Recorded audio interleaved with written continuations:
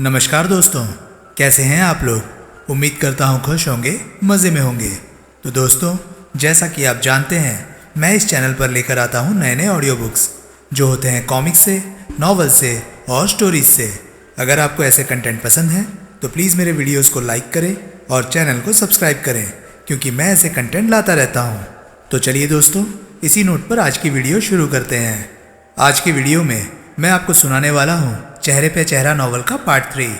इसके बाकी के 2 पार्ट्स आप ऑलरेडी सुन चुके होंगे, और अगर आपने नहीं सुने तो उनके लिंक्स आपको ऊपर आई बटन से मिल जाएंगे। तो चलिए दोस्तों, ज़्यादा देरी किए बिना शुरू करते हैं चेहरे पे चेहरा नॉवल का पार्ट 3। लड़की के कॉन्टैक्ट के ना पकड़े जाने का सबसे ज़्यादा अफसोस इंस्पेक्टर अशोक जगनानी को हुआ था। लड़की की गिरफ्तारी को इतना गोपनीय रखा गया था कि उस पर आक्रमण होने का उसे कतई कोई अंदेशा नहीं था। फिर ऐसे आक्रमण से सावधान रहने का व्यापक प्रबंध किया गया था, लेकिन फिर भी लड़की पर लगभग घातक आक्रमण हो गया था। डोप स्मगलरों के गिरोह का भंडाफोड़ करने का एक नायाब मौका और उसके हाथ से निकल गया था। वैसे तो पुलिस की नौकरी में अशोक जगनानी हर प्रकार के अपराधियों के खिलाफ था, लेकिन मादक पदार्थों का धंधा करने वालों पर सदा ही उसका दिल चाहता था कि वो वहीं हाथ के हाथ खुद ही उसे सजा दे डाले, मौत की सजा। कभी खुद उसका बाप रूपचंद जगनानी ऐसे नशों की गिरफ्त में था और परिवार के सर्वनाश का कारण बना था। कमाटीपुरे में हुई वारदात के बारे में उसने फिर से अपने भेदिए से बात की। भेदिए का नाम गुंडप्पा था और वो खुद स्मगलर रह चुका था। भरपूर कोशिशों के बावजूद वो कमाटीपुरे के इलाके के किसी डोप पेडलर का नाम तक न सप्लाई कर सका। फिर शाम को ड्यूटी ऑफ होने पर अशोक जगनानी ने खुद अपनी कोशिशों से कोई नतीजा हासिल करने का फैसला किया। जो कुछ हुआ था उसकी वजह से न्यू बॉम्बे रेस्टोरेंट अब उसकी खास तवज्जो में आ गया था। शाम को उसने एक बंद स्टेशन वैगन का इंतज़ाम किया, जिसे उसने न्यू बॉम्बे रेस्टोरेंट के ऐन सामने सड़क के पार ले जाकर फुटपाथ के साथ लगाकर खड़ा किया। फिर वो चुपचाप स्टेशन वैगन के पृष्ठभाग में पहुंच गया। स्टेशन वैगन के रेस्टोरेंट की ओर के पहलू में एक टेलीलेंस वाला कैमरा भी लगाया गया था, जो ज़रूरत के वक्त फासले से भी क्लोजअप जैसी तस्वीर तो खींच ही सकता था, साथ ही उसका टेलीलेंस दूरबीन का भी काम दे सकता था। फिर एक बेहद उबाऊ और थका देने वाली निगहबानी शुरू हुई। उसकी मेहनत ज़ाया न गई। आधे घंटे की निगहबानी के बाद एक चीज़ उसकी खास तवज्जो में आई। वो चीज़ एक वजन तोलने की मशीन थी, जो रेस्टोरेंट के प्रवेश द्वार के करीब पड़ी हुई थी। उसने अनुभव किया वो मशीन वहाँ काफ़ी लोकप्रिय थी। आते जाते वो लोग भी खामखा उसके प्लेटफॉर्म पर सवार हो जाते थे, जिनकी वजन तोलने की कोई मर्जी नहीं होती थी। जैसे वो एक खुली दाढ़ी वाला अधेड़ सिख, जो अपनी खुली दाढ़ी और पान से बैंगनी हुई दांतों और मसूड़ों की वजह से देखने में बड़ा विकराल लगता था। उस घड़ी वो फिर मशीन के प्लेटफॉर्म पर कदम रख रहा था। जगनानी ने टेलीलेंस एडजस्ट किया और व्यू फाइंडर में से बड़े गौर से उसे देखने लगा। सरदार ने मशीन में एक सिक्का डाला। मशीन की पहले से जलती बुझती लाल पीली बत्तियाँ ज़्यादा ज़ोर से जगमगाई और फिर वजन बताने वाली एक टिकट मशीन की कटोरी में आकर गिरी। सरदार ने कटोरी हाथ में डालकर वो टिकट उठाई तो जगनानी चौंका। कटोरी में से टिकट उठाते समय उसने कटोरी में भूरा सा कुछ रख दिया था। सरदार मशीन से उतरने के लिए वापस घूमा तो जगनानी ने फौरन उसकी तस्वीर खींच ली। उनके वहाँ से हटते ही सिगरेट के कश लगाता एक कोई 35 साल का व्यक्ति मशीन पर चढ़ा। उसने भी मशीन में सिक्का डाला। कटोरी में टिकट आकर गिरा तो उसने उसे उठा लिया और वहाँ से विदा हो गया। जगनानी ने टेलीलेंस में से साफ देखा कि विकराल शक्ल वाले सरदार ने कटोरे में जो भूरा सा कुछ रखा था वो अब वहाँ से गायब था। जगनानी का माथा ठनका। कोई आधे घंटे बाद फिर वही कुछ हुआ। तो ये बात है, वो मन ही मन बोला। डोप पैडलिंग के एक अनोखे तरीके का नज़ारा उसने किया था। वो भूरा सा कुछ निश्चय ही डोप की पुड़िया होती थी, जो सरदार वहाँ छोड़ता था और जिसे उसका ग्राहक वहाँ से उठा लेता था। अब उस इलाके के कम से कम एक डोप पैडलर की सूरत से वो वाकिफ था। उसकी तस्वीर उसके पास थी। उसकी मेहनत ज़ाया नहीं गई थी। रूपचंद जगनानी ने घड़ी पर निगाह डाली। 9 बजने को थे। किसी खासी ड्यूटी में फंस गया पुटड़ा, वो बोला। मीरा ने बड़ी संजीदगी से सहमति में सिर हिलाया। मैं चलता हूँ, वो बोला। इतवार को आऊँगा। नहीं, उसकी गोद में बैठी 8 साल की शिल्पा मचल कर बोली। अभी मत जाओ दादाजी, अभी हम और कहानी सुनेंगे। शिल्पा, मीरा सख्ती से बोली। उठो वहाँ से, दादाजी ने जाना है। दादाजी क्यों जाते हैं? शिल्पा बोली। यहाँ हमारे साथ क्यों नहीं रहते? रूपचंद जगनानी और उसके इकलौते जीवित बेटे अशोक जगनानी की बीवी मीरा जगनानी, दोनों में से कोई कुछ न बोला। रूपचंद जगनानी अपने बेटे और उसके परिवार के साथ क्यों नहीं रहता था, इसका जवाब उस बच्ची को समझाना कठिन था। 12 साल पहले रूपचंद जगनानी अपनी बीवी और अशोक से छोटे 2 लड़कों के साथ अपनी खटारा मोटरसाइकिल पर खार में स्थित अपने ससुराल जा रहा था। अशोक उनके साथ सिर्फ इसलिए नहीं था क्योंकि तब वो 16 साल का था और उन लोगों के साथ मोटरसाइकिल पर नहीं बैठ सकता था। बैठ तो ठीक से उसकी बीवी और उसके 12 और 8 साल के 2 लड़के भी नहीं सकते थे, लेकिन नशे की तरंग में हमेशा ही उसकी यही जिद होती थी कि वो खार तक उन्हें मोटरसाइकिल पर ही लाद कर ले जाएगा। अशोक की माँ जानती थी कि उसका पति डोप एडिक्ट था, लेकिन साथ ही खुद इस बात की भी गवाह थी कि इतनी सवारियों के साथ वो दर्जनों बार मोटरसाइकिल चला चुका था। इस रोज वे खार ना पहुंच सके।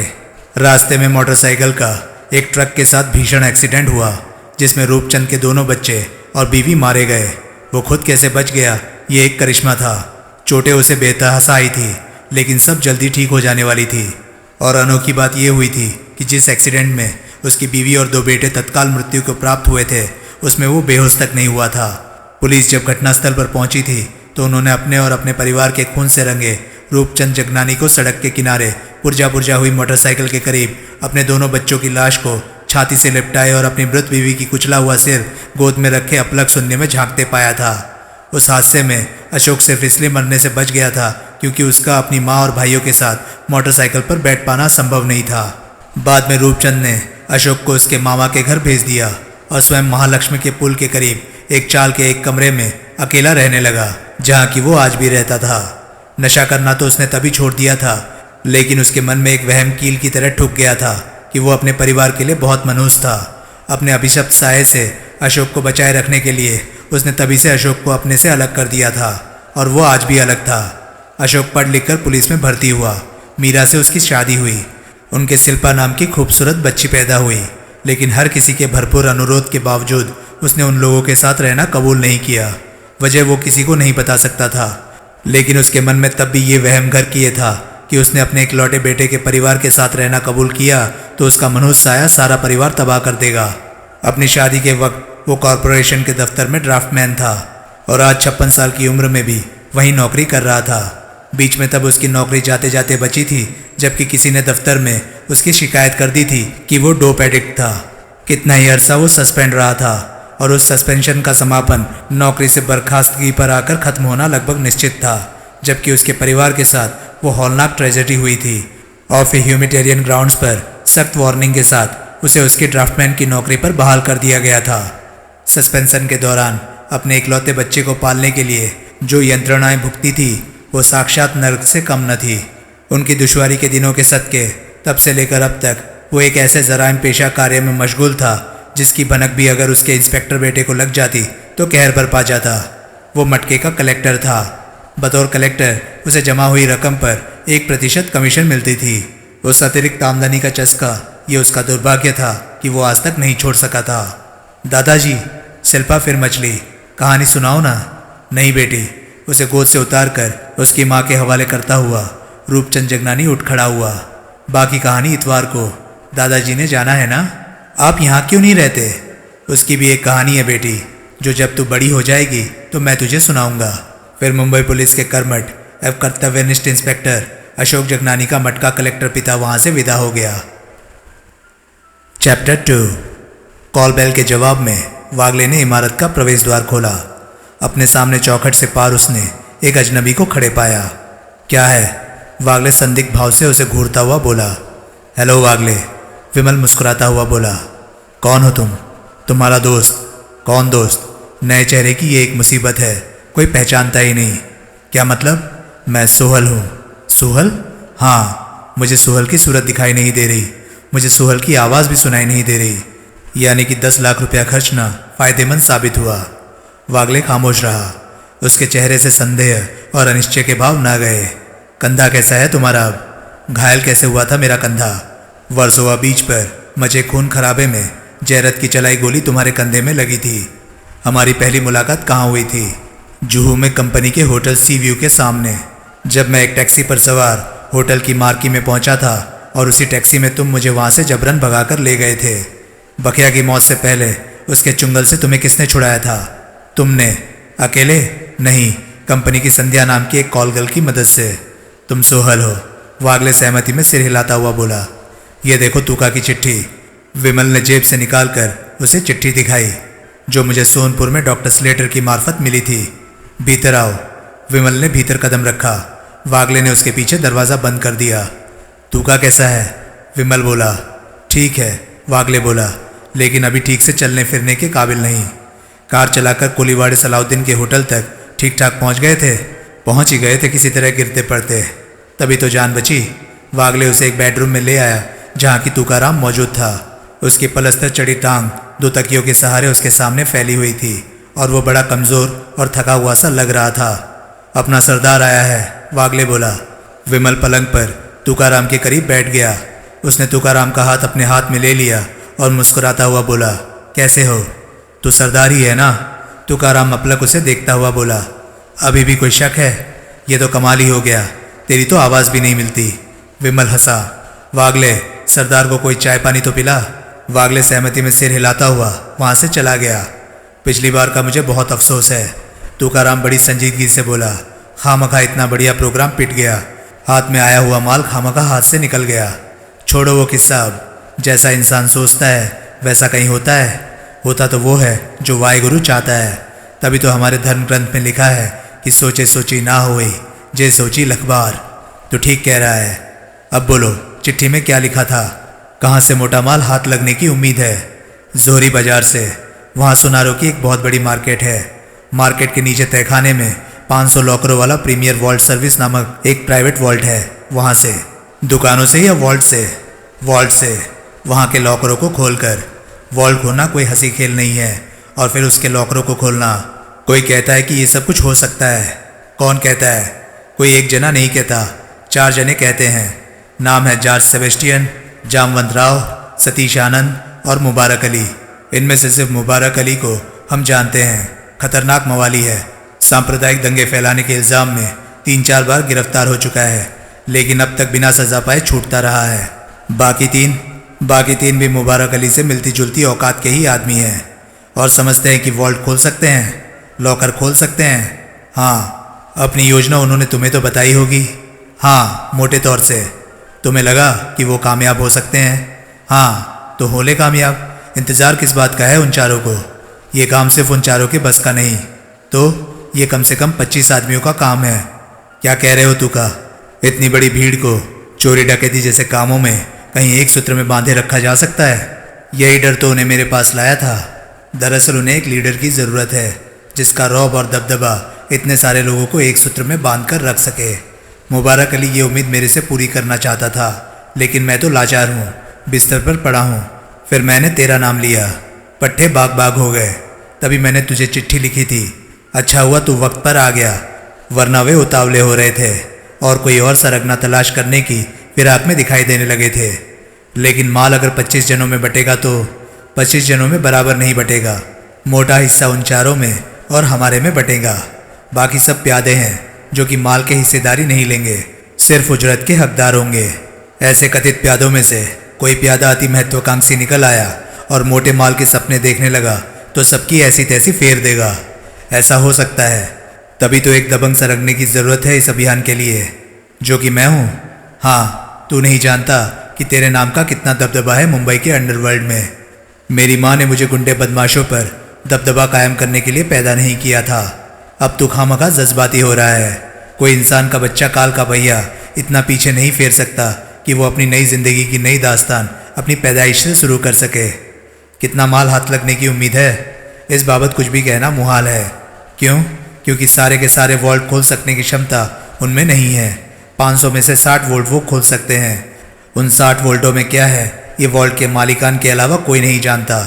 वॉल्टों में से मोटा रोकड़ा और लाखों करोड़ों के हीरे जवाहरात भी बरामद हो सकते हैं, और ये भी हो सकता है कि उनमें से ऐसे कागजात, सर्टिफिकेट और हुंडिया वगैरह ही निकले जिनकी कि हमारे लिए 2 कौड़ी की कीमत भी ना हो। फिर क्या बात बनी? ये तो गुनाह बेलज्जत जैसा अभियान साबित हो सकता है।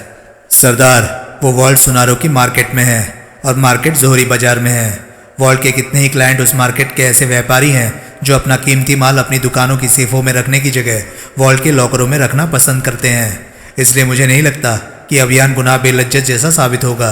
जवाब ये सोचकर देना था कि आजकल हमारे सितारे गर्दिश में हैं और हमारी हर कोशिश उल्टी पड़ती है। हमेशा ऐसा नहीं हो सकता। जो हो गया उसे भूल जा और आगे की सोच। योजना क्या है? वो मैं चाहता हूँ कि तू उन्हीं लोगों की जुबानी सुने।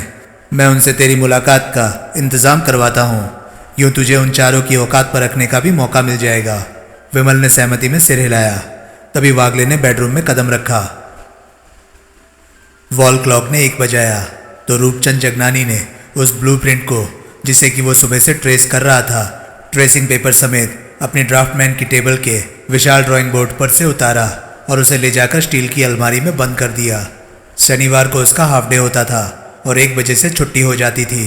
चंदेल नाम का उसका सहयोगी ड्राफ्टमैन, जो कि एक अविवाहित युवक था, उसके करीब पहुंचा। क्या प्रोग्राम है? वो बोला। तेरा क्या प्रोग्राम है? जगनानी बोला। मैं तो रेस कोर्स जाऊंगा और वहाँ किसी घोड़े के साथ किस्मत आजमाऊंगा। पुटड़े, जब मैं तेरी उम्र में था तो घोड़ियों के साथ किस्मत आजमाता था, घोड़ों के साथ नहीं। तुम खुशकिस्मत थे डैडी। आजकल की नौजवान घोड़ियाँ तो सिर्फ पैसे वालों को अपने साथ किस्मत आजमाने देती है। जगनानी हंसा। अपनी नौजवानी का ख्याल करके उसकी आंखों में गुलाबी डोरे तैर गए। डैडी, चंदेल बोला, आज मेरे साथ रेस कोर्स चलो ना, शायद तुम्हारी किसी टिप से मेरा घोड़ा लग जाए। नहीं, मुझे काम है। ओह प्लीज़, मैं बाद में आऊँगा, तुम मुझे विंडो पर मिलना। कितने बजे? 3 बजे। ठीक है। जगनानी ऑफिस से निकला और इलाके के एक गंदे से रेस्टोरेंट में पहुंचा। वो रेस्टोरेंट उसका मटका कलेक्शन का अड्डा था। मटके पर लगी जो रकमें मटका एजेंट उस इलाके से इकट्ठी करते थे, वे रकमें वे जगनानी के पास जमा करते थे, जो उन्हें मुनासिब हिसाब किताब के साथ आगे कंपनी के निज़ाम में दरमियाने दर्जे के ओहदेदार गोविंद दत्तानी के पास पहुंचाता था। रेस्टोरेंट के पृष्ठभाग में 3-4 केबिन थे, जिन पर टाट से भी गए बीते गंदे मक्खियों से भिनभिनाते पर्दे लटक रहे थे। वो कोने के केबिन में दाखिल हुआ। एक एजेंट उसके इंतज़ार में पहले से ही वहाँ मौजूद था। अरे मूसा, जगनानी एक कुर्सी पर बैठता हुआ बोला। कब से बैठा है? अभी आया, वो बोला। आज मुझे ज़रा देर हो गई। कोई वांदा नहीं। जगनानी खामखा तनिक हंसा और फिर बोला, लाओ। मूसा ने उसे एक लिफाफा सौंपा। लिफाफे पर मूसा का नाम लिखा था और उसके एक कोने में 9,872 रुपये की रकम लिखी हुई थी। उसने लिफाफा खोला। लिफाफे में एक लंबी लिस्ट थी, जिसमें मटका खेलने वालों के नाम, उनके द्वारा खेले गए नंबर और नंबरों पर लगाई गई रकमें अंकित थी। जगनानी ने रकमों का टोटल किया और फिर नोट गिने। उसने रकम टोटल से मिलती पाई। फिर उसने अपनी जेब से पिछले रोज़ वाली लिस्ट निकाली। तुम्हारी कल की लिस्ट में से 5 नंबर लगे हैं, 2 सिंगल और 3 डबल। उनका रोकड़ा और अपनी कमीशन काबू करो। हासिल हुई रकम से एक रकम उसने मूसा को लौटा दी। उसके विदा होने के बाद जगनानी ने जेब में से एक डायरी निकाली और उसमें बची हुई रकम नोट कर ली। आइंदा आधे घंटे में उसने ऐसा हिसाब किताब 6 और एजेंटों से किया। वो उसका रोज़ का दस्तूर था। अपना लंच का 1 घंटा वो बतौर मटका कलेक्टर ड्यूटी भुगता कर गुजारता था। अब केवल श्रीधर नाम के एक और एजेंट का आगमन बाकी था। तब तक वो 45,614 रुपये कलेक्ट कर चुका था। आधा घंटा और गुजर गया, लेकिन श्रीधर ना आया। जगनानी के लिए ये हैरानी की बात थी। श्रीधर अमूमन सबसे पहले पहुंचने वाला छोकरा था। उसने आधा घंटा और इंतज़ार किया, फिर उठ खड़ा हुआ। ज़रूर श्रीधर किसी दुर्घटना का शिकार हो गया था। जगनानी के मन में उस घड़ी एक बार भी ये संभावना न उपजी कि श्रीधर माल लेकर चंपत हो गया भी हो सकता था। आखिर वो नौजवान छोकरा था और मटके की कलेक्शन का कोई और छोर नहीं होता था। ग्राहक के मिजाज और जेब का भी कुछ पता नहीं लगता था। लोग मटके पर एक इकलौता रुपया लगाने वाले भी होते थे और हज़ारों रुपए लगाने वाले भी होते थे। अभी पिछले हफ्ते मूसा के एक ग्राहक ने सिंगल नंबर पर 30,000 रुपया लगाया था। जगनानी की निगाह में कंपनी से धोखाधड़ी करने की हिम्मत कोई नहीं कर सकता था। उसने एक टैक्सी की और कोलाबा पहुंचा, जहां की एक आलीशान इमारत में गोविंद दत्तानी रहता था। उसकी बीवी ने उसे बताया कि वो घर पर नहीं था। उसे एकाएक कहीं जाना पड़ गया था और वो 6 बजे से पहले लौटकर आने वाला नहीं था। ऐसा पहले कभी नहीं हुआ था। कलेक्शन के जमा होने के वक्त दत्तानी हमेशा उपलब्ध रहता था। अगर उसे कहीं जाना पड़ जाता था, जो कि कम ही होता था, तो वो अपने पीछे अपने बराबर के दर्जे का एक ओहदेदार कलेक्शन के लिए छोड़कर जाता था। ज़रूर कोई खासी बात हो गई थी, जो कि दत्तानी खुद भी वहाँ नहीं था और उसने ऐसा कोई इंतज़ाम भी नहीं किया था। उसने 6 बजे दोबारा लौटकर आने का फैसला किया। वो उस बस स्टैंड पर आ खड़ा हुआ जहाँ से महालक्ष्मी रेस कोर्स की बस जाती थी, लेकिन कुछ क्षण बाद उसने टैक्सी करना ही मुनासिब समझा। आखिर जेब में मौजूद रकम की सलामती का सवाल था। आज उसकी उम्मीद से ज़्यादा कलेक्शन हुई थी। 456 रुपये बतौर कमीशन उसने कमाए थे, जिसमें से वो कोलाबा से महालक्ष्मी रेस कोर्स तक का टैक्सी का भाड़ा खर्चना अफोर्ड कर सकता था। रेस कोर्स में उसने बेतहासा भीड़ पाई। उस वक्त दूसरी रेस होकर हटी थी और तीसरी की तैयारियां हो रही थी। वो बुकिंग विंडोज पर पहुंचा। चंदेल उसे दिखाई न दिया। पता नहीं वो वहां था नहीं या भीड़ में उसे दिखाई नहीं दे रहा था। तीसरी रेस के घोड़ों के नाम बोर्ड पर चमक रहे थे। रूपचंद जगनानी ने काली घटा पर 200 रुपये लगा दिए। उसके एक एजेंट ने ही उसे ये टिप दी थी कि तीसरी रेस में काली घटा के जीतने की पूरी संभावना थी। उसे और भी टिप मिली थी, लेकिन वे सब अभी अगली रेसों से ताल्लुक़ रखती थी। तभी बुकिंग विंडोज बंद होने लगी। वो इस बात की तरफ इशारा था कि रेस शुरू होने वाली थी। वो ट्रैक पर पहुंचा। 1 घंटी बजी। फिर भीषण शोर शराबे के बीच रेस शुरू हुई। काली घटा का 6 नंबर था। जगनानी की निगाहें 6 नंबर के घोड़े पर और उसके नीली टोपे वाले चौकी पर जैसे चिपक कर रह गई। 6 नंबर का घोड़ा 6ठे नंबर पर आया। निराश जगनानी ने टिकट के पुर्जे करके हवा में उड़ा दिए। चौथी रेस की भी उसे टिप मिली थी कि वंडर बॉय श्योर बैट था। वो दांव लगाते लोगों के बीच घूमा फिरा तो उसे वंडर बॉय का कोई नाम तक लेता सुनाई न दिया। बहुत सोच विचार कर उसने हिम्मत कर 400 रुपये लगा दिए। आखिर हर तरफ किस्मत किस्मत ही जो हो रहा था। चौथी रेस हुई। वंडर बॉय पहले नंबर पर आया और किस्मत आखिर में। जगनानी मन ही मन बहुत भुनभुनाया। अब उसे श्योर बैट को नज़रअंदाज करने का अफसोस होने लगा। आखिर टिप किसी बुनियाद पर ही तो दी जाती थी। एक टिप फेल हो गई थी तो उसे दूसरी से किनारा नहीं कर लेना चाहिए था। 5वीं रेस की भी टिप उसे मिली थी। तूफान के जीतने की गारंटी की टिप सीधे स्टेबल से आई बताई जाती थी। लोगों में भी तूफान का चर्चा जोरों पर था। लेकिन रकम 200 रुपये उसके पास अपने थे और 456 रुपये उसने अपनी कमीशन के कलेक्शन में से निकाले थे। अब उसके पास तो कुल जमा 56 रुपये ही मौजूद थे। क्या किया जाए? 600 रुपये का हार का गम खाकर घर का रुख किया जाए या? उसका हाथ बार बार अपने कोट की भीतरी जेब में मौजूद उस लिफाफे को छूने लगा जिसमें कलेक्शन की रकम थी। तूफान के जीतने की पूरी गारंटी थी। अगर वो कलेक्शन की रकम में से सिर्फ 200 रुपये निकाल कर तूफान पर लगा देता तो उसकी हार भी कवर हो जाती और 200 रुपये वो जीत भी जाता। सिर्फ 200 रुपये। आखिर तूफान ने जीतना तो था ही, लेकिन उस रेस में बिजली भी हॉट फेवरेट था। अगर वो जीत गया तो बिजली तूफान, बिजली तूफान, वे दो शब्द हथौड़ी की तरह उसके जहन में बजने लगे। अगर वो फिर हार गया तो उसके शरीर में सिहरन दौड़ गई तो उसका अंजाम बहुत बुरा हो सकता था। कंपनी की अमानत में खयानत उसे बहुत महंगी पड़ सकती थी। उसकी जान पर बना सकती थी। लेकिन 200 रुपये की क्या बात थी? 200 रुपये तो वो किसी से उधार भी ले सकता था। अरे, एकाएक कोई बोला, इकबाल सिंह आ गया। जगनानी की निगाह अपने आप ही उधर उठ गई जिधर इकबाल सिंह के नाम का शोर गूंज रहा था। इकबाल सिंह को उसने एक मर्सिडीज कार में से उतरते देखा। उसके साथ उसके 4 सशस्त्र बॉडीगार्ड थे। बेशुमार निगाहें उस वक्त मुंबई के अंडरवर्ल्ड के मौजूदा बादशाह पर टिकी हुई थी। जगनानी के कदम अपने आप ही उस ओर उठते चले गए। 12 साल पहले इकबाल सिंह कंपनी का एक मामूली प्यादा था और चावल में जगनानी का पड़ोसी था। जब उसके साथ मोटरसाइकिल दुर्घटना वाली ट्रेजेडी हुई थी तो उसी ने जगनानी पर तरस खाकर उसे इलाके का मटका एजेंट बनवाया था और फिर उसी ने उसे मटका कलेक्टर बनवाया था। जुर्म के रास्ते पर दोनों चले थे, लेकिन इकबाल सिंह कहाँ पहुँचा था और वो कहाँ पहुँचा था। इकबाल सिंह प्यादे से ओहदेदार, ओहदेदार से टॉप का ओहदेदार और फिर कंपनी का बादशाह बन गया था, जबकि वो मटका एजेंट से मटका कलेक्टर की तरफ एक ही कदम सरका पाया था। लोग इकबाल सिंह को घेरे खड़े थे और उससे टिप हासिल करने के लिए उसकी खुशामदें कर रहे थे। जगनानी भीड़ के करीब पहुंचा था तो ठिठक गया। पता नहीं आज का इकबाल सिंह उसे पहचानेगा भी या नहीं, या पहचान कर भी नज़रअंदाज कर देगा। आखिर वो उसी निज़ाम का टॉप का बॉस था जिसका कि जगनानी एक अदना सा मुलाजिम था। तभी इकबाल सिंह की निगाह उस पर पड़ गई। रूपचंद, वो बोला। सब हैरानी से जगनानी को देखने लगे। आखिर कौन था वो खुशकिस्मत जिसे इकबाल सिंह इतनी आत्मीयता से पुकार रहा था। फिर इकबाल सिंह उसके करीब पहुंचा और उससे बगलगीर होकर मिला। क्या हाल चाल है रूपचंद? वो मुस्कुराता हुआ बोला। अच्छा है, जगनानी संकोचपूर्ण स्वर में बोला। तेरे को देखकर मुझे बहुत खुशी हुई है। मुझे भी। कई सालों बाद मिला तू। जगनानी क्या जवाब देता। मिलने की खातिर उसकी कहीं इकबाल सिंह तक पहुंच हो सकती थी।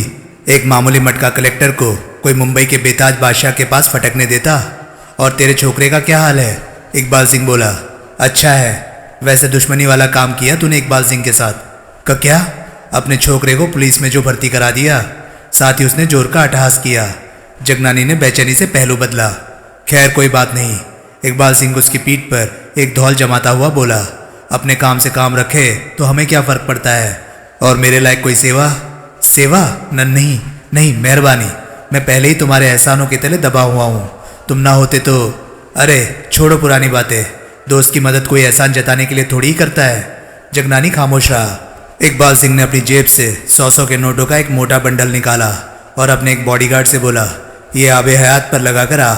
इकबाल सिंह के मुंह से आबे हयात का नाम निकलने की देर थी कि कितने ही लोग दाव लगाने बुकिंग विंडोज की तरफ झपट पड़े। देखा सालों को, इकबाल सिंह मुंह बिगाड़ कर बोला। समझते हैं कि मुझे हार जीत की कोई इनसाइड इन्फॉर्मेशन होती है। माना कि मेरे भी घोड़े रेस में दौड़ते हैं, लेकिन दूसरे के घोड़े का क्या पता लगता है। लेकिन ये साले समझते हैं कि जिस घोड़े पर इकबाल सिंह का पैसा लगा हो वो तो जीते ही जीते। साले बेवकूफ़ नहीं जानते कि इकबाल सिंह भी औरों की तरह ही हार जीत का रिस्क लेकर रेस खेलता है। फिर वो यूं बोला जैसे उसे तभी सूझा हो, तू भी तो कहीं रेस खेलने नहीं आया रूपचंद। रूपचंद का सिर अपने आप ही सहमति में हिल गया। बढ़िया, इकबाल सिंह बोला, बढ़िया। आबे हयात के जीतने की उम्मीद है? एकाएक जगनानी व्यग्र भाव से बोला। ओहो, इकबाल सिंह उपहासपूर्ण स्वर में बोला, तो तेरे को भी इकबाल सिंह से हॉट टिप चाहिए? बताओ तो प्लीज़। उम्मीद मुझे पूरी है आबे हयात के जीतने की। उम्मीद है तभी तो मैंने उस पर 20,000 रुपये लगाए हैं। फिर इकबाल सिंह गंभीरता से बोला, लेकिन गारंटी कोई नहीं। गारंटी चाहता है तो वो 8वीं और आखिरी रेस में शीश महल की है। वो रेस मैंने, एकाएक उसका स्वर बेहद धीमा हो गया, फिक्स करवाई हुई है। शीश महल पर चाहे तो अपनी कमीज तक लगा देना, श्योर विन है। शीश महल, 8वीं रेस, श्योर विन। तभी इकबाल सिंह उसकी पीठ पर आखिरी धौल जमाकर वहां से विदा हो गया। 5वीं रेस की बुकिंग बंद होने की वार्निंग बेल बज रही थी। वो दौड़कर बुकिंग में पहुंचा।